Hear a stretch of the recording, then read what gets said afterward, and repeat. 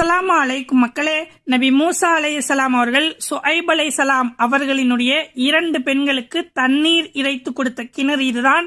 நபி மூசா அலைஹிஸ்ஸலாம் அவர்கள் மத்திய நகருக்கு வந்தவுடன் மக்கள் எல்லாம் இந்த நீர்த்துறையில் தண்ணீர் பிடித்துக்கிட்டு நிற்கிறாங்க. 2 பெண்கள் மட்டும் மக்களை விட்டு ஒதுங்கி நிற்கிறார்கள். அப்ப நபி மூசா அலைஹிஸ்ஸலாம் அவர்கள் அந்த பெண்களிடம் பேசுகிறார்கள்.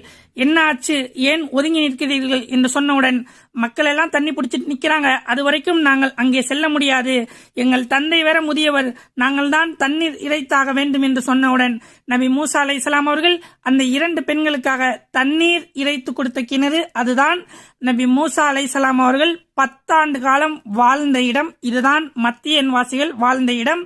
திருமறை குர்ஆனுடைய 28வது அத்தியாயமான அல் கசஸ் அத்தியாயத்தினுடைய 22வது வசனத்தில் இருந்து இந்த வரலாற்றை அல்லாஹ் முழுமையாக பேசிக் கொண்டிருக்கிறான்.